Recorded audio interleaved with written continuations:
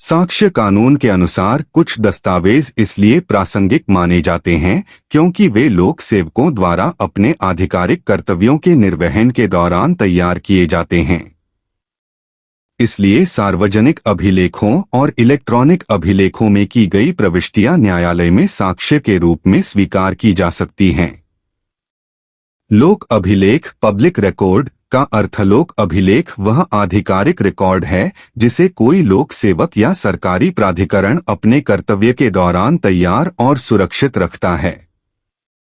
उदाहरण जन्म एवं मृत्यु रजिस्टर, भूमि एवं राजस्व अभिलेख, मतदाता सूची, नगर निगम रिकॉर्ड, सरकारी सर्वेक्षण रिकॉर्ड। इलेक्ट्रॉनिक अभिलेख इलेक्ट्रॉनिक रिकॉर्ड का अर्थ इलेक्ट्रॉनिक रूप में संग्रहीत या तैयार की गई जानकारी को इलेक्ट्रॉनिक अभिलेख कहा जाता है। उदाहरण कंप्यूटर रिकॉर्ड, ऑनलाइन भूमि रिकॉर्ड, डिजिटल जन्म प्रमाण पत्र। सरकारी पोर्टल पर उपलब्ध रिकॉर्ड कब प्रासंगिक होते हैं? ऐसी प्रविष्टियां तब प्रासंगिक होती हैं जब उनका संबंध विवादित तथ्य या प्रासंगिक तथ्य से हो, उन्हें किसी अधिकृत अधिकारी ने बनाया हो, वे आधिकारिक कर्तव्य के निर्वहन में बनाई गई हों, रिकॉर्ड कानून के अनुसार रखा गया हो। इन्हें प्रासंगिक क्यों माना जाता है? अधिकारी का कानूनी कर्तव्य होता है कि रिकॉर्ड सही रखे।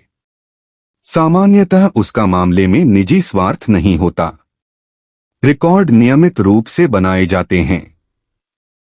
जनता इन रिकॉर्डों पर विश्वास करती है।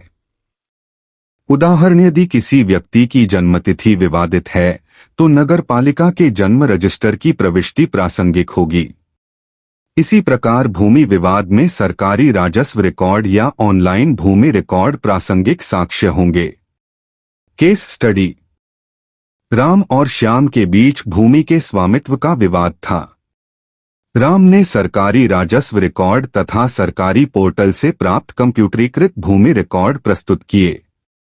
रिकॉर्ड में राम का नाम मालिक के रूप में दर्ज था। न्यायालय ने इन रिकॉर्डों को प्रासंगिक माना क्योंकि वे सरकारी अधिकारियों द्वारा आधिकारिक कर्तव्य के दौरान तैयार किए गए थे। श्याम इनके विरुद्ध कोई मजबूत साक्ष्य प्रस्तुत नहीं कर सका, इसलिए निर्णय राम के पक्ष में दिया गया।